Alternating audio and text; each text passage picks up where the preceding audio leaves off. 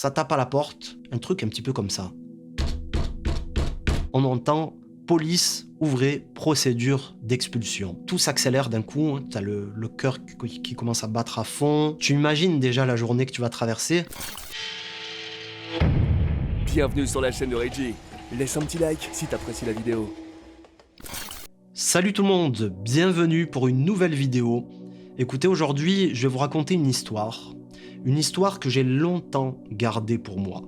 Il y a très peu de gens qui sont au courant, ça se limite à ma famille et à quelques amis vraiment proches. Et écoutez, voilà, ça a été une expérience traumatisante. On avait des dettes dans notre famille, des dettes assez importantes, au point qu'un jour on a été expulsé de chez nous. Et c'était tellement inattendu cette expulsion qu'on avait failli se retrouver à la rue parce qu'on n'avait pas de solution. Donc écoutez, aujourd'hui je vais vous raconter tout ça et j'ai attendu 12 ans avant d'en parler. À l'époque, j'étais sur YouTube depuis 6 mois. La chaîne se nommait Fischer aux manettes, pour les plus anciens parmi vous, vous vous souvenez peut-être. J'étais super actif. À l'époque, je postais des vidéos tous les 2 jours, tous les 3 jours. Et à un moment, zéro signe d'activité, je postais plus rien. Et un jour, au bout de quelques semaines, j'avais posté un petit truc, une petite vidéo avec du texte. Il n'y avait même pas ma voix dedans. Et je disais, salut chers abonnés, voilà, écoutez, j'ai des problèmes dans ma vie perso.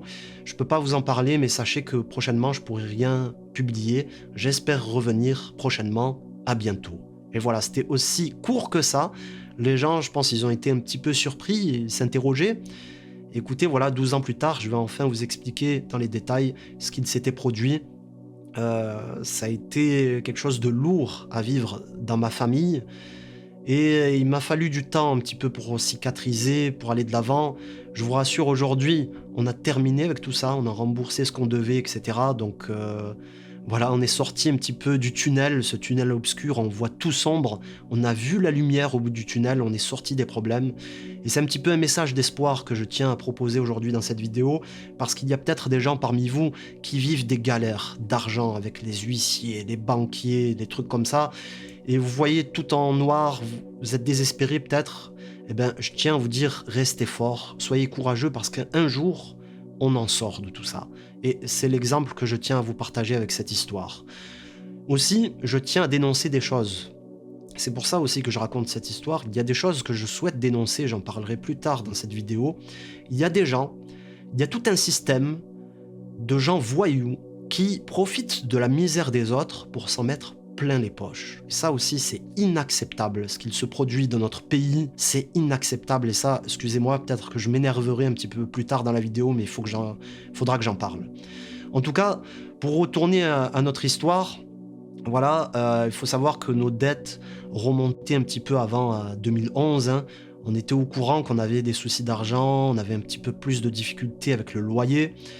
Et voilà, on a essayé de faire face. Je vais rester vague aujourd'hui, je vais surtout parler de moi. Lorsqu'il s'agira des personnes de ma famille, je vais me limiter au mot famille, c'est tout. J'ai pas besoin de rentrer dans les détails. Moi, je fais le choix d'en parler. Je comprends que mes proches n'aient pas envie d'être exposés à ça. Ils veulent garder leur vie privée. Donc voilà, je vais rester vague à certains moments, j'espère que vous comprendrez. En tout cas, on avait des soucis d'argent, hein, vous voyez. Des fois, ça peut commencer avec un truc tout bête. Hein. Tu t'achètes un bien, un petit truc, tu finis par t'endetter un petit peu. Et tu étales ça sur la durée. Et puis, il y a d'autres choses qui vont s'ajouter. Tu vas pas réussir à payer telle facture, etc. Tel mois de loyer. Et ça s'ajoute petit à petit. Et à un moment, ça devient impossible à rembourser. On est dépassé. Et pour plein de familles, ça doit se passer comme ça, malheureusement. Et écoutez, voilà, ça a continué comme ça jusqu'à l'été 2011. Lors de cet été-là, ben en fait, voilà, comme je vous l'ai dit, j'étais sur YouTube déjà depuis 6 mois. J'étais jeune diplômé, justement, au mois de juillet, j'avais obtenu ma licence. Et je voyais la vie différemment. Je me disais, voilà, je vais me lancer, je l'espère bientôt travailler. Et là, ça a été les problèmes qui nous sont tombés dessus. Je me souviens que lors de ce mois de juillet, hein, le jour où il y a eu l'expulsion, le matin, en fait, je m'étais levé à l'aube et en famille, après être allé prier, nous étions allés courir. Voilà, c'est un truc qu'on a un petit peu dans la famille, l'amour pour la course à pied. Jusqu'à aujourd'hui, hein, je continue à le faire. Et écoutez, voilà, on était partis à l'aube pour courir ensemble. Et pour ceux qui connaissent, on avait fait la Corniche à Marseille. Donc c'est après le Vieux-Port, après les Catalans, vous avez la Corniche Kennedy. Et c'est un lieu que je trouve magnifique parce que c'est le bord de mer. En gros, en hauteur, au-dessus des rochers, on voit la mer, le château d'If, le Frioul, et on observe l'horizon comme ça, donc c'est vraiment reposant, c'est agréable. Nous, on avait fait ça à l'aube, donc il y avait le lever du soleil, une ambiance très particulière. Et on était arrivé à David, on s'était baigné, et puis on avait fait le retour. Et oui, c'était pas évident parce que je vous avoue que j'étais carbonisé. Voilà, j'étais pas aussi sportif qu'aujourd'hui à l'époque. Et sur le retour, j'étais vraiment mal. J'avais atrocement mal aux chevilles, etc. Mes muscles étaient complètement froids, mais j'ai tenu le coup et je suis allé jusqu'au bout. Donc, pour vous dire un ordre d'idée, la Corniche aller-retour, ça fait à peu près 15 km au minimum. Voilà. Donc, c'est pas rien. On est arrivé chez nous. Voilà, je suis sur le point de me doucher, etc. Et là, j'entends taper à la porte. C'était le matin, peut-être 9h en semaine. Ça tape à la porte, et ça tape avec insistance. Un truc un petit peu comme ça.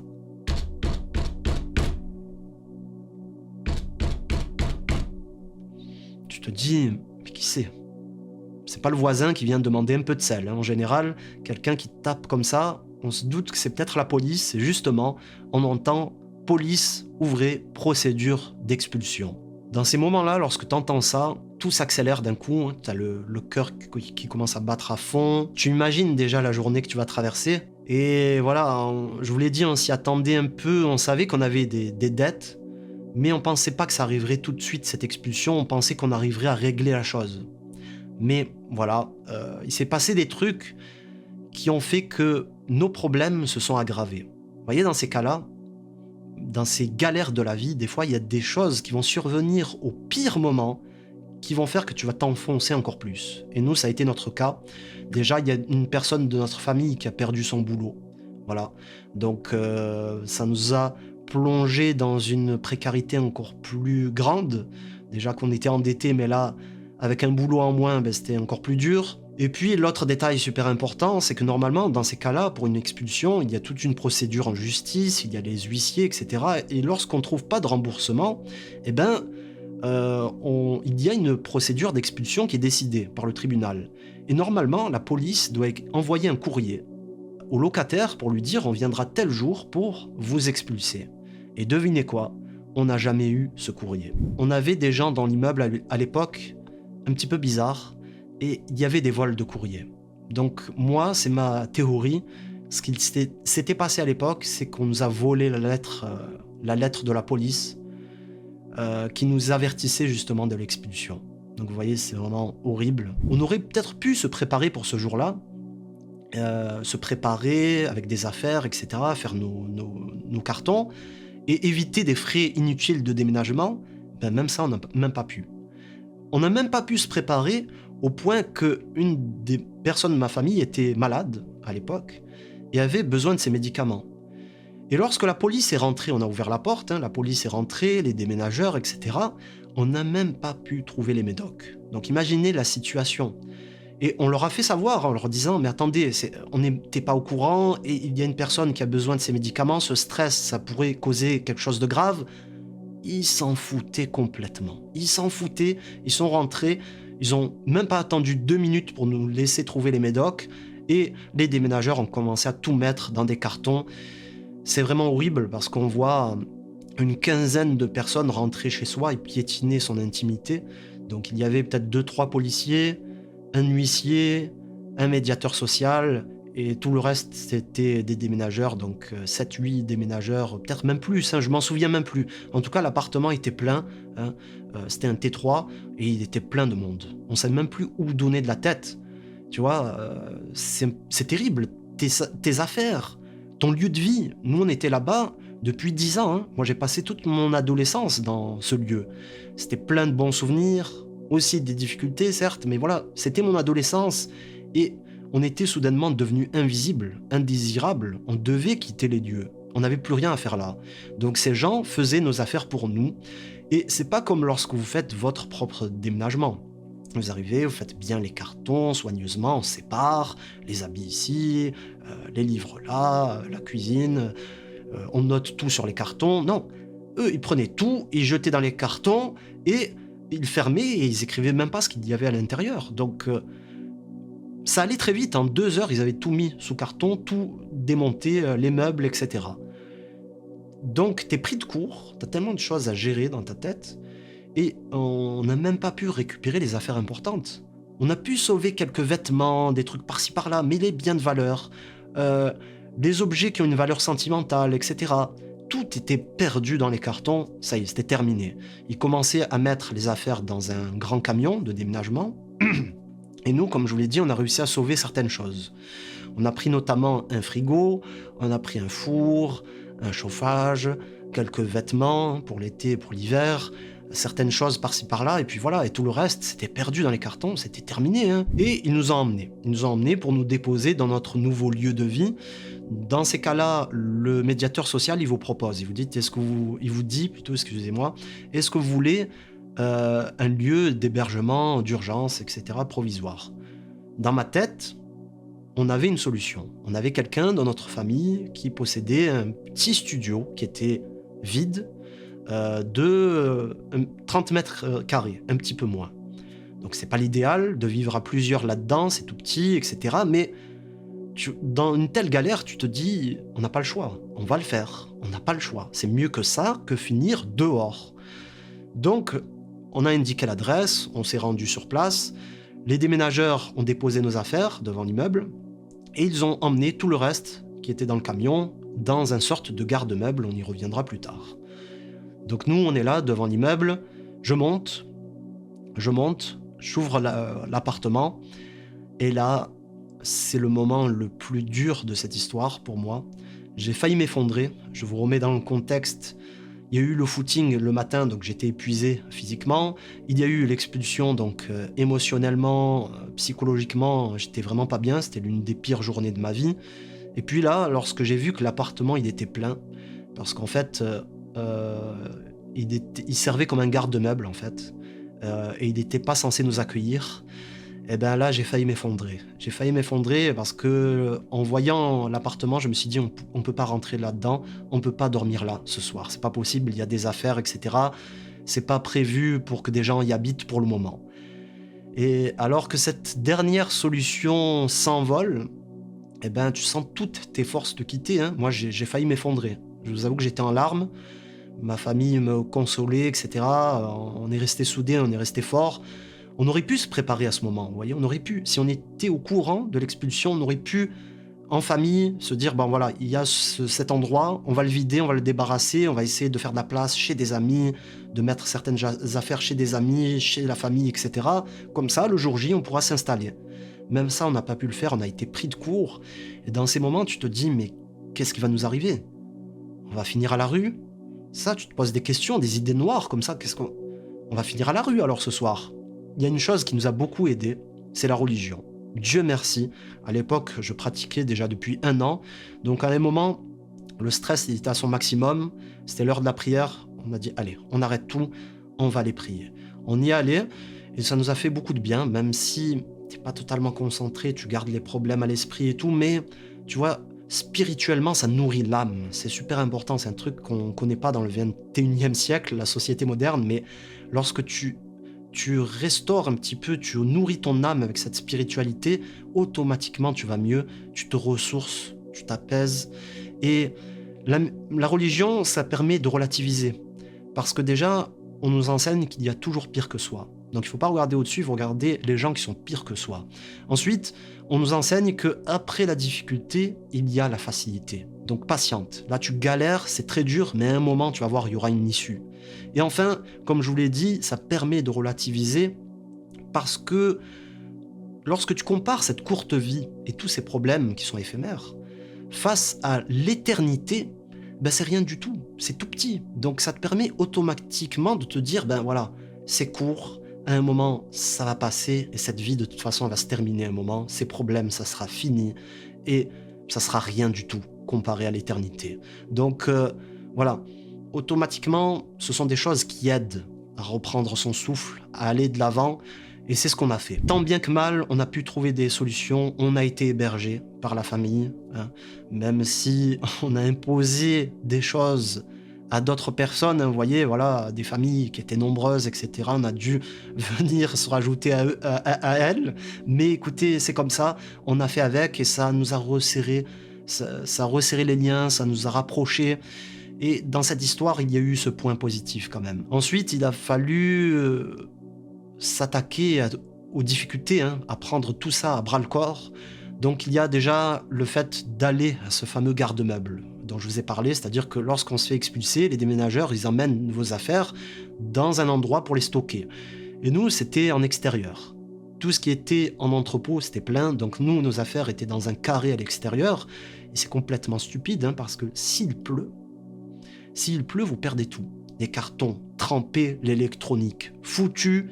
Dieu merci, cette année-là, il n'a pas plu. Donc c'était en juillet, il n'a pas plu lors de ce mois-là. On est arrivé, on a trouvé nos affaires. Et là, c'est un crève-cœur parce que tu dois décider. Tu peux pas tout prendre. Tu as perdu ton lieu de vie. Tu vis dans un endroit qui est un petit peu provisoire, on est tous serrés, etc. Il faut déjà faire de la place. Et en plus, tu veux ramener de nouvelles choses. Donc il faut choisir. Il faut prendre l'essentiel. Et je vous donne un exemple. Moi, une chose qui m'a aidé après le divorce de mes parents, depuis tout petit, ça a été la lecture, le dessin et les mangas. Ça m'a beaucoup aidé à tenir le coup. Et au fur et à mesure des années, je m'étais constitué une grande collection. Vraiment une grande collection. Au minimum, il y avait peut-être 500 volumes. Et je dis bien au minimum, je pense qu'il y en avait plusieurs centaines de plus. Et ben, ce jour-là, on a tout laissé sur place. Tous ces mangas, et ça doit valoir beaucoup d'argent, on n'a même pas pu les prendre parce que t'as pas ce luxe. T'as pas ce luxe de ramener tout ça et de te dire « Allez, je vais vendre ma collection petit à petit ». Non, tu peux pas. Il faut que tu vides, tu fasses de la place pour pouvoir t'installer. Et donc, c'est pas possible.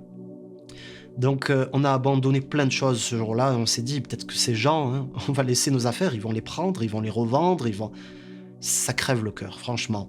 Mais bon, c'est comme ça. Par la suite, lors de cet été, pendant que certaines familles vont en vacances à la mer, etc., nous, on passait nos journées à faire des déménagements, à bouger des affaires par-ci par-là, à faire des brocantes, des trucs par-ci par-là, pour gagner 2-3 sous et se dire peut-être ça va nous aider. Et je devais absolument travailler. Donc ça aussi, c'est une partie importante de l'histoire, parce que, vous savez, il m'a fallu au final, j'étais jeune diplômé, il m'a fallu 1 an pour trouver un boulot. 1 an, c'est énorme lorsque tu dois rembourser des centaines et des centaines d'euros par mois. Et je vais aussi être un petit peu énervé contre ces gens-là, vous voyez. J'allais faire les intérims, je postulais auprès des employeurs. Et on me disait, « Mais attendez, monsieur », en regardant mon CV, on me disait, « Mais monsieur, vous n'avez pas d'expérience, comment ça se fait ?» Et là, t'as envie de leur dire, mais espèce d'abruti, je suis jeune diplômé, c'est normal que j'ai pas d'expérience dans mon métier, c'est normal, il faut bien commencer à un moment. Mais ces gens sont des égoïstes, ils veulent des personnes qualifiées, 2-3 années d'expérience, et qui vont payer au minimum tout ça pour leurs avantages. Et lorsque toi, t'es en galère de travail, t'es là, tu postules sur Pôle emploi, ces offres bidons, là, on est des centaines à postuler en même temps, et ça avance pas, tu vois clairement que ça avance pas, même pas un entretien, rien. Tu désespères, tu vois vraiment sombre dans ces moments-là. Et écoutez, il s'est produit un truc dans ma vie, Dieu merci, et je salue cette personne, je me souviens plus de son nom, mais c'était un recruteur, un expert du recrutement que j'avais rencontré dans un organisme pour les jeunes diplômés. On faisait les CV, les lettres, etc. Et un jour, il nous a dit, bon, maintenant, on va parler de la recherche d'emploi. Arrêtez avec les offres sur Internet, je sais que vous aimez bien ça, mais ça, c'est une part toute petite du gâteau. Donc toi, t'es là à chercher sur Internet, mais tu prends le minimum, en fait, tu cherches à l'endroit où il y a le moins. Dès que j'ai écouté son conseil, que j'ai commencé à faire des candidatures spontanées, envoyer des CV un petit peu partout, auprès des grandes entreprises, etc., eh ben 2 mois, 3 mois après, au maximum, j'ai trouvé un boulot. Donc voilà, vous voyez, ça, c'est arrivé au bon moment, et je tiens à remercier ce monsieur. Après ça, il a fallu faire face aux dettes, aux créanciers. On nous a laissé rembourser petit à petit. On a eu des échéanciers qui étaient plutôt corrects.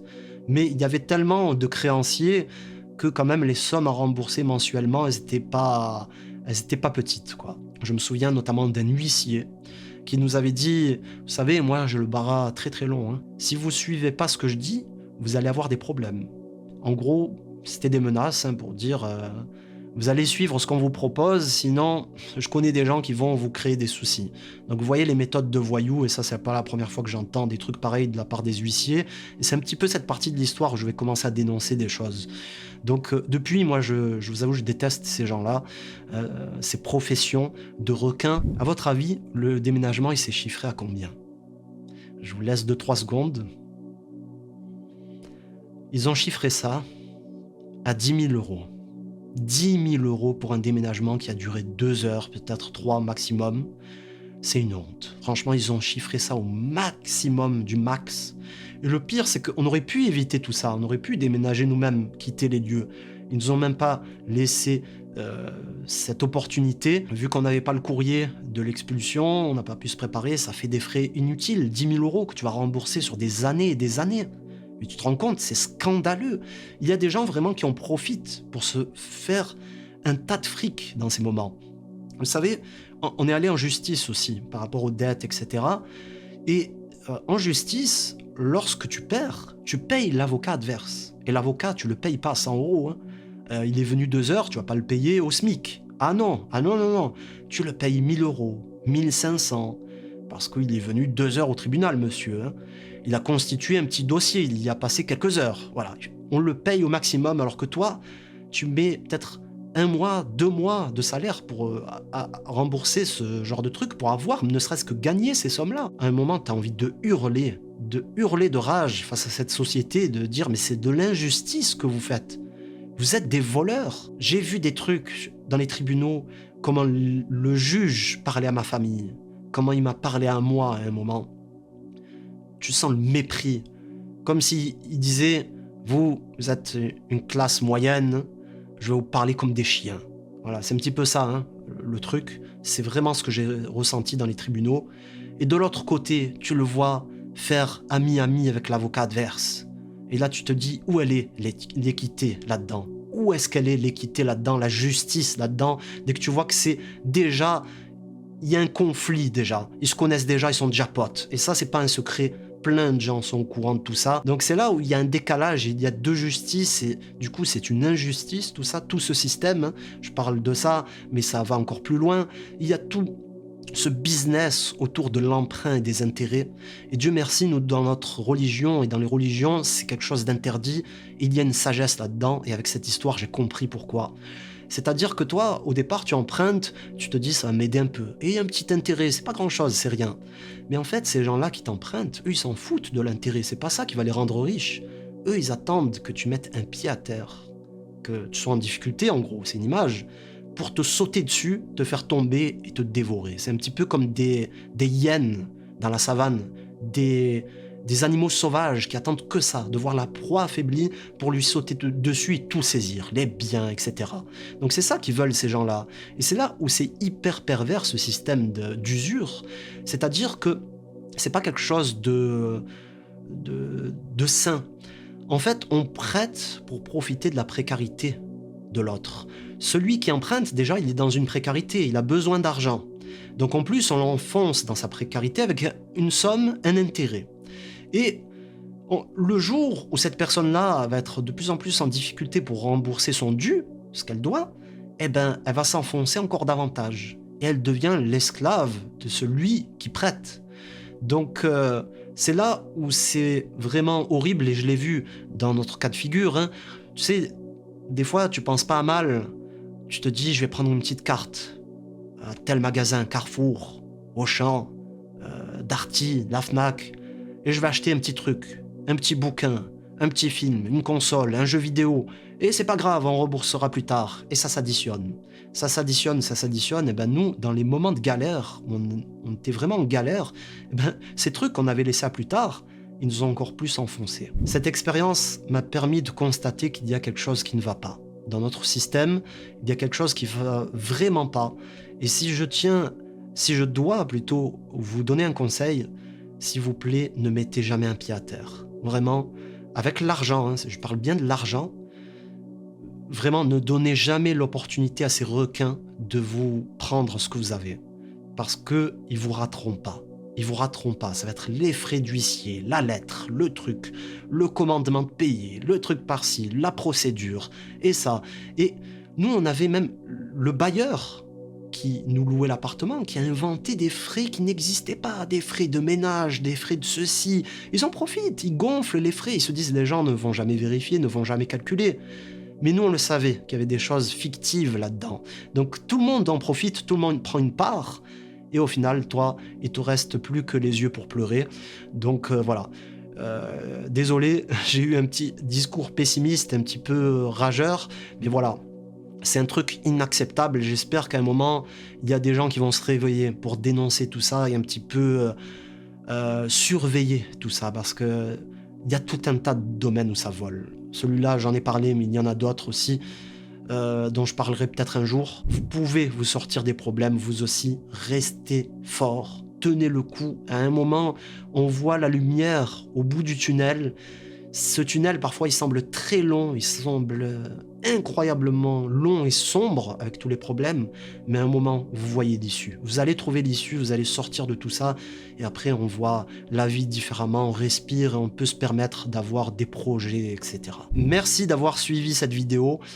Écoutez, si vous voulez en commentaire poster des messages de soutien pour les gens qui traversent ça, n'hésitez pas. Si vous avez aussi des expériences à raconter, ben écoutez, c'est bienvenu. Et vous avez d'autres histoires qui s'affichent maintenant à l'écran, n'hésitez pas à aller les regarder. Merci et à très vite pour d'autres contenus.